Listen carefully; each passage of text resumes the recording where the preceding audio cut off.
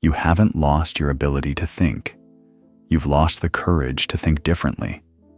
And somewhere in that loss, you became someone you no longer recognize. When did agreeing become easier than understanding? When did fitting in become more important than figuring out?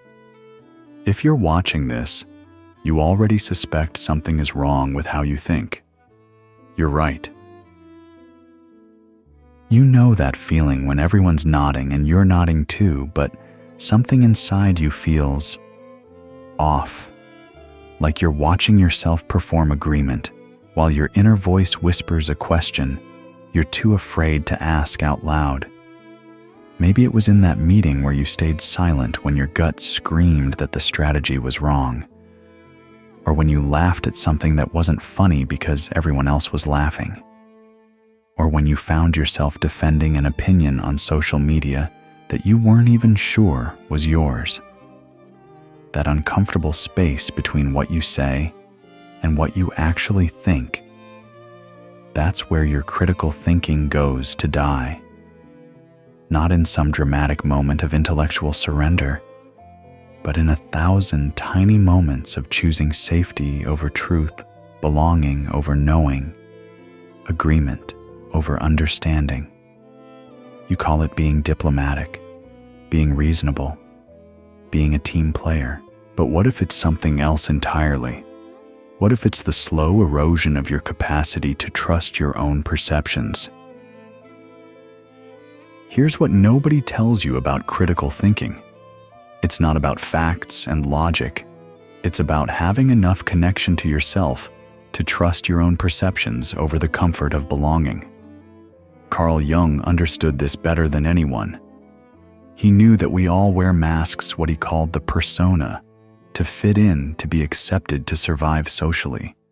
Your persona is the version of yourself that gets promoted, that gets invited to parties, that gets swiped right on dating apps. But here's the problem. Wear the mask long enough, and you forget there's a face underneath.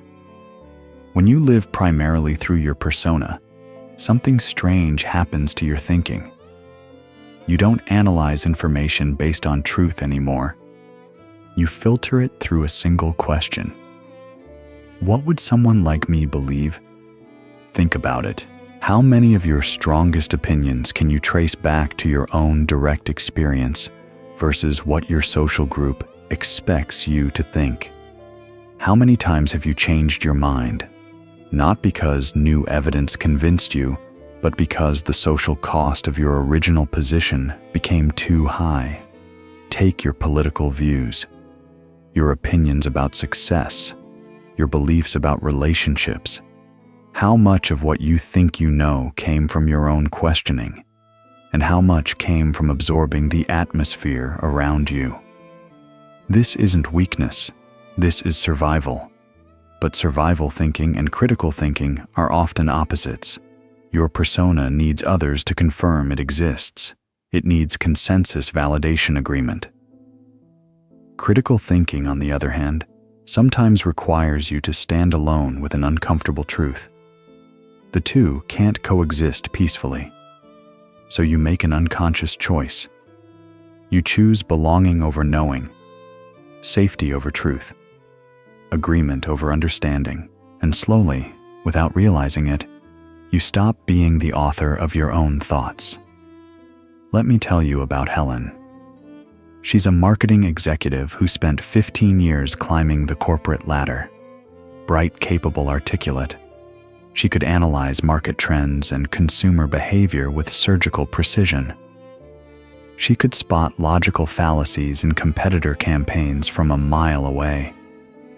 But ask her what she actually believed about work-life balance, success, or even happiness, and she'd give you the sophisticated, socially acceptable answer, one that sounded exactly like her LinkedIn feed. Helen prided herself on being logical, data-driven, analytical. She had spreadsheets for everything, KPIs for her personal goals, frameworks for decision-making. But somewhere along the way, she realized she'd been thinking other people's thoughts for so long, she couldn't locate her own.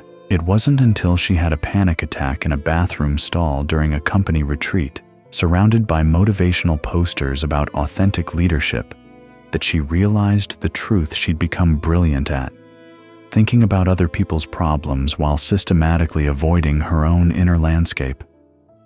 The Carl Jung Shadow. All the parts of yourself you've pushed away to maintain your social image doesn't just contain your negative traits. It contains your authentic perceptions, your real questions, your actual values. When you exile these parts of yourself, you exile your capacity for independent thought. You become intellectually dependent on the collective, even when the collective is wrong. Even when the collective is destroying the very thing you're trying to protect. Here's what's really happening. You've outsourced your discernment to your social environment. You've trained yourself to think in ways that maintain your position rather than reveal truth. And the scariest part, you've gotten so good at it that you don't even notice you're doing it anymore. Pause for a moment. Take a breath. Ask yourself, when was the last time you had a thought that genuinely surprised you? When did you last discover you believed something you didn't expect to believe? Here's the truth that might make you uncomfortable. Most of what you call critical thinking is actually sophisticated conformity. You've learned to analyze information that fits within acceptable parameters. You question sources, but only certain sources. You demand evidence, but only for claims that threaten your worldview. You pride yourself on being logical while systematically avoiding the logic that would require you to change. You've become a connoisseur of other people's mistakes while developing an elaborate defense system around your own beliefs. You can spot bias everywhere, except in your own thinking. You can identify manipulation in every message, except the ones that confirm what you already think. You can see through everyone's delusions, except your own. This isn't critical thinking. This is intellectual masturbation. It feels like thinking, it looks like thinking, but it's really just mental gymnastics designed to avoid the anxiety of uncertainty. Real critical thinking isn't about becoming better at defending your existing beliefs. It's about developing the psychological courage to question them. All of them. Even the ones that make you feel good about yourself. Especially the ones that make you feel good about yourself. But that requires something most of us have forgotten how to do: sitting with uncertainty. Being okay with not knowing. Tolerating the anxiety that comes with being wrong, with being confused, with having no idea what to think. Jung called this holding the tension of opposites, the ability to entertain contradictory ideas without immediately resolving them into a neat, comfortable conclusion. Most people find this unbearable. The human mind craves certainty, closure, the relief of knowing which side to be on, which team to join, which opinion to hold. But here's what Jung understood. The space between certainty and confusion is where all real learning happens. It's where your actual thoughts live, as opposed to your inherited ones. It's where you discover what you actually think, instead of what you think you should think. When did you last change your mind about something important? Not just updated your information, but actually shifted your fundamental understanding of something you cared about. Not because someone convinced you or pressured you, but because you genuinely saw something new. If you can't remember, you might not be thinking critically anymore. You might just be thinking defensively. Here's the question that reveals everything. If no one would ever know what you believed, if your opinions had no social consequences whatsoever, if there was no one to impress or disappoint or convince, would you still hold the same views? If you had to rebuild your worldview from scratch, starting only with your direct experience and honest observation, with no input from experts or authorities or cultural narratives, how much would remain the same? If you're honest, really honest, the answer is probably unsettling. Let me tell you about Tom. He was a philosophy professor, respected in his field, published widely on ethics and critical thinking. He'd spent his entire career teaching students how to identify fallacies, how to construct arguments, how to think clearly and rationally. Critical thinking was literally his job. He was paid to think, to question, to challenge assumptions. He considered himself a professional skeptic, an intellectual rebel, someone who refused to accept easy answers. But when his teenage daughter asked him why he'd never written about the ideas that really excited him, why his published work felt so careful, so defensive, so safe, he realized something devastating. He'd spent 20 years refining arguments for positions he'd inherited rather than discovered. He was brilliant at dismantling other people's ideas, but had never developed his own. He could teach critical thinking, but had forgotten how to think critically about his own life, his own field, his own assumptions.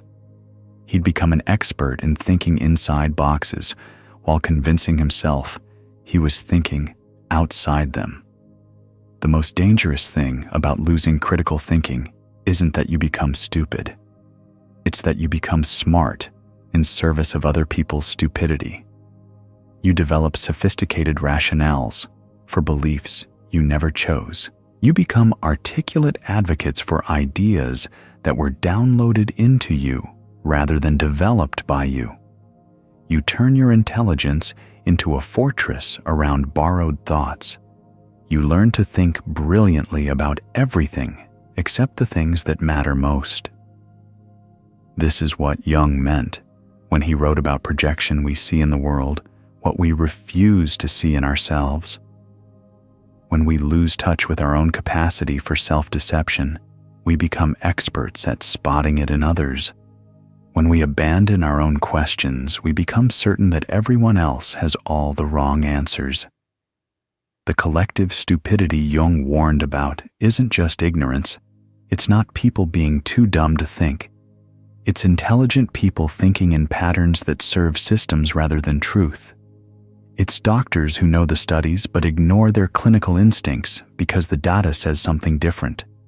It's lawyers who understand justice but serve precedent over wisdom because that's how the system works. It's parents who love their children but raise them according to their own unexamined anxiety rather than conscious choice because that's what good parents do. It's therapists who follow protocols instead of intuition. It's teachers who prioritize curriculum over curiosity.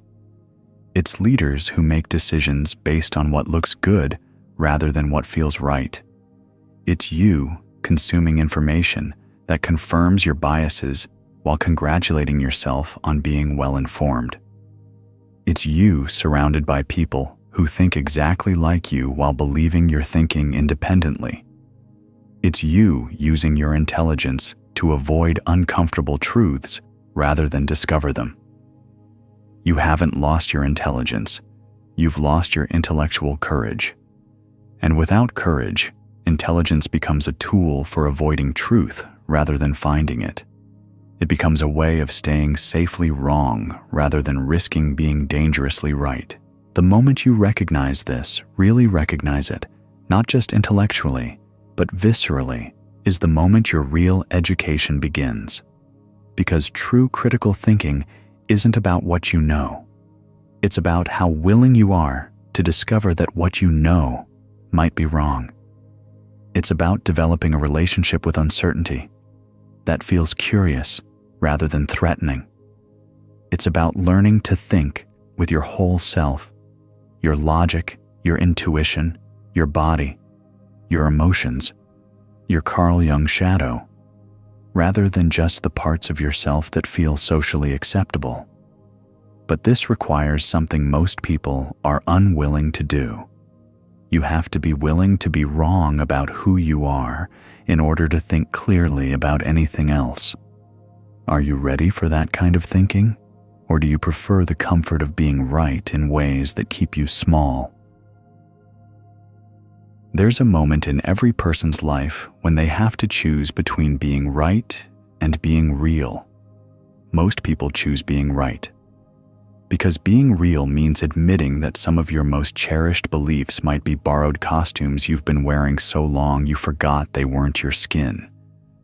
But here's what happens. When you choose being real, you discover that your authentic thoughts are actually more interesting than your inherited ones. Jung understood this. He knew that individuation, becoming who you actually are rather than who you think you should be, requires confronting the Carl Jung shadow. Not just the parts of yourself you don't like, but the parts of yourself you've never allowed to think freely. What would you believe if you weren't afraid of being wrong? What questions would you ask if you weren't afraid of the answers? What would you think if you weren't afraid of thinking it? These aren't philosophical exercises. They're archaeological expeditions into your own mind. Let me tell you about Clara. For 15 years, she'd been the supportive wife, the reasonable one, the one who always saw both sides. She prided herself on being rational, balanced, fair. She could mediate any conflict, find middle ground in any argument, see everyone's perspective with compassionate clarity. But when her marriage ended, she realized she'd been so committed to seeing all perspectives that she'd lost track of her own. The first time she allowed herself to feel genuinely angry, not the polite, processed version of anger she'd been expressing, but the raw, unreasonable, completely biased fury, she felt more like herself than she had in years. That anger contained information. Information about her values, her boundaries, her actual experience.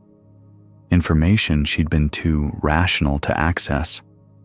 She'd been so afraid of being unfair that she'd become unfair to herself, so committed to being reasonable that she'd lost access to her own reasons for living. Your shadow doesn't just contain your darkness, it contains your discernment.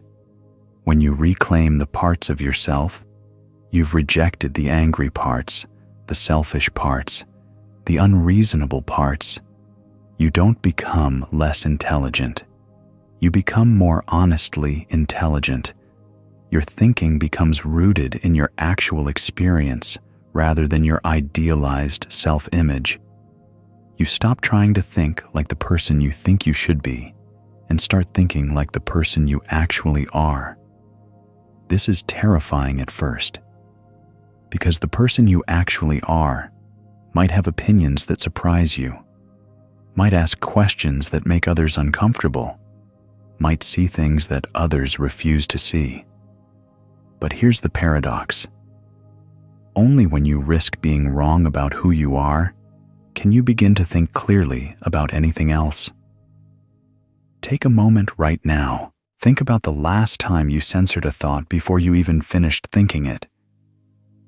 What was that thought? Why did it feel dangerous? What would happen if you let yourself think it all the way through?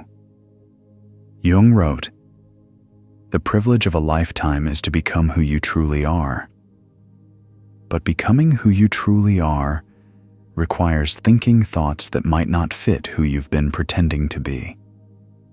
It requires developing what Jung called the transcendent function, the ability to bridge the conscious and unconscious mind to think with your whole self rather than just the parts that feel safe. Most people live their entire lives thinking only thoughts that their persona approves of. They mistake this for being good, being reasonable, being mature. But what they're really doing is thinking in a cage they've built around themselves. Real maturity is learning to think dangerous thoughts safely. Learning to question everything, including your own questions. Learning to hold space for the parts of your experience that don't fit your self-concept. When you do this, when you start thinking with your shadow instead of despite it, something remarkable happens. You become impossible to manipulate. Because manipulation works by triggering your unconscious fears and desires. When you know your own darkness, when you've made peace with your own contradictions, when you're not afraid of what you might discover about yourself, you become immune to the psychological techniques that control most people. You start thinking from wholeness rather than woundedness, from curiosity rather than defensiveness, from love rather than fear.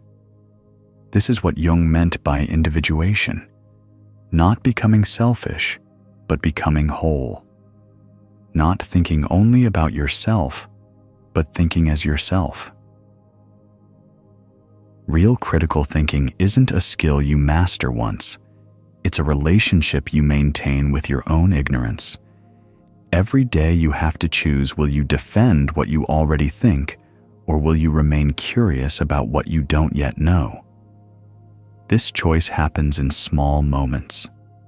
When someone challenges your opinion, when evidence contradicts your assumptions, when your intuition conflicts with your logic, when your body says one thing and your mind says another.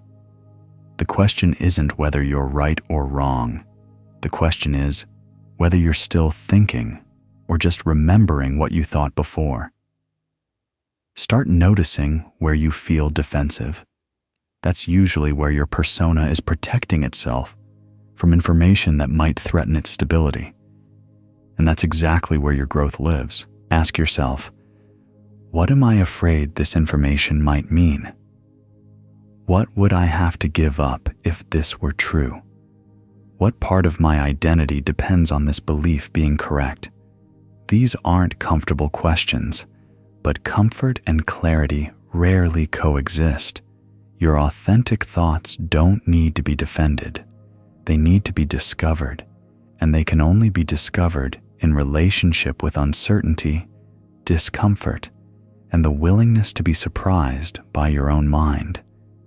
Jung wrote that the unconscious doesn't lie, but it speaks in symbols, feelings, and sudden insights rather than logical arguments. Learning to include this non-rational intelligence in your critical thinking isn't abandoning reason. It's expanding it. Trust your gut feelings as data, not just your analytical conclusions. Notice what makes you inexplicably uncomfortable. Pay attention to the thoughts you catch yourself censoring before you even finish thinking them. Here's a practice for 1 week. Write down every opinion you express out loud in text messages in your own head. Then ask yourself, is this actually what I think? Or is this what I think I should think? Notice the difference. Feel the difference in your body. Your shadow contains your discernment. And your discernment is what allows you to think independently of the crowd. The Carl Jung Shadow Work isn't about becoming a better person. It's about becoming a more honest person. And honest people are impossible to fool, including by themselves. When you stop hiding from your own complexity, you become capable of seeing complexity everywhere. When you stop projecting your unconscious onto the world, you start seeing the world as it actually is. This is the gift of integrating your shadow. You become a clear mirror instead of a funhouse mirror. You reflect reality instead of distorting it. You have a choice to make. You can continue thinking other people's thoughts and calling it intelligence, or you can risk the discomfort of discovering what you actually think. The world needs people who can see clearly, not people who can see correctly. Jung wrote, "Everything that irritates us about others can lead us to an understanding of ourselves." Your critical thinking will return not when you learn to think better, but when you learn to think braver. Which one will you choose to be? If this resonated with something in you, something you maybe can't even name, yet subscribe, and let's continue this conversation. Your authentic thoughts matter more than you know. The part of you that questions, that wonders, that refuses to simply accept that part is still alive. It's just been waiting for permission to think again.